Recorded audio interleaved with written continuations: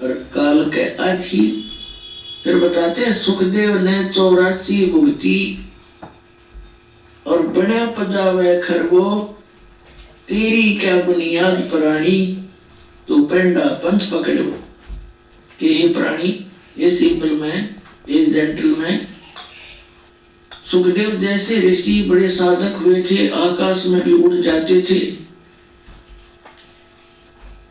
ऐसे महापुरुष, और वो भी 84 लाख योनियों को भोगना पड़ा उनको, क्योंकि उनको सतगुरु नहीं मिले।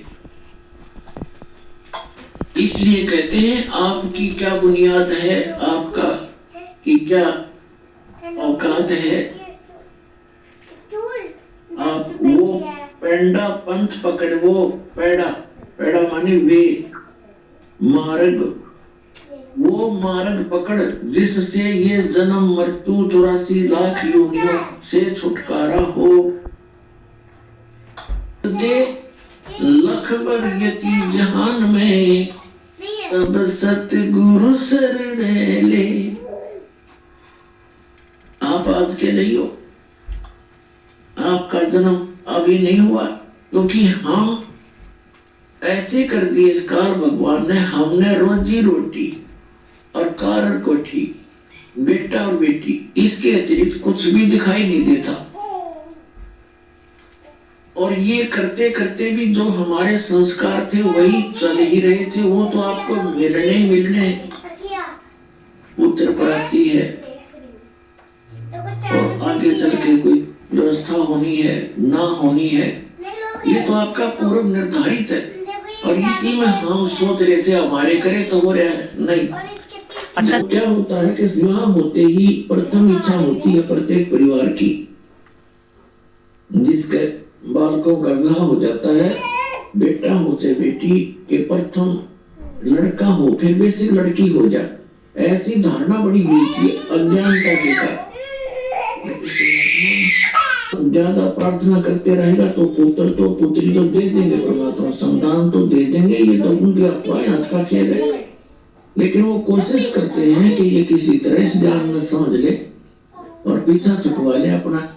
क्यों एक कबड्डी और बढ़ावा भी मतलब की, लेकिन फिर भी नहीं मानते हैं। तो परमात्मा, उसने पता है कि जब इस बहाने भक्ति कर लेगा, इसने दुख पाना होगा कुछ दिन यहाँ पर ज्यादा, लेकिन इस अध्यात्म मार्ग से परिचित होने के बाद परमात्मा ये आपको समझ कर देते हैं। इस ज्ञान के आधार से ये दास बता देता है कि लड़का हो या लड़की अपना परमात्मा की गिफ्ट मान कर और श्रद्धा से ग्रहण करे और पीछा छुटवाना उद्देश्य रखे, उस परमात्मा की प्यारी आत्मा को नाम से जोड़ दे, उसका उद्धार हो जाए।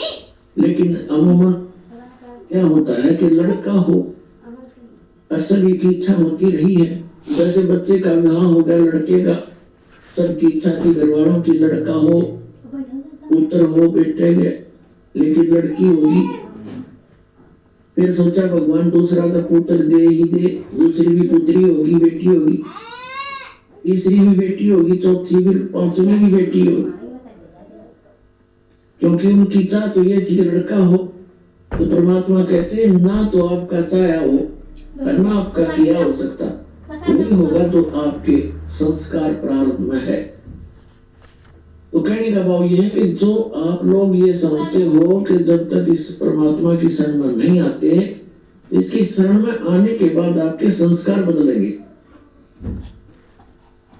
आपके संस्कार बदलेगा ये परमपिता। लेकिन आप बालक हो, आप फिर उसमें भी चिंतित हो जाते हो। ऑपरेशन थिएटर में आकर मरीज में अपनी नहीं चलानी चाहिए, और तो डॉक्टर की चलाएगी तो आपका रोग कटेगा। तो ये ऑपरेशन थिएटर है आपका जन्म मृत्यु के रोग के काटने का, और बाकी और पीड़ा होगी शरीर में उसकी औषधि है यहाँ पर, यानी और कोई संसारिक दुख होंगे, टेंशन होगी, वो भी ठीक करे जाएंगे।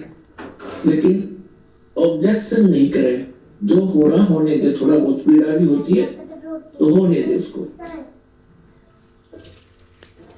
जैसे एक बहन ने नाम ले लिया,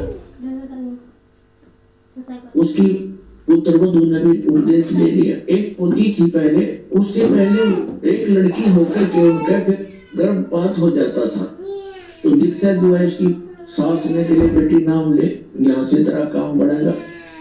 तो नाम लेने के बाद क्या हुआ, उस लड़की का फिर से दिक्कत होगी। कारण ये था कि उसने अपनी माता के कहने से वो लटोटर करवा लिया। कोई बात नहीं, फिर उसको पता चला, उसको समझाया, उसकी माँ को भी सास को भी, फिर उन्होंने वो तो काम छोड़ दिया। फिर तीसरी बार फिर गर्भ रहा गया, पहले थोड़ी सी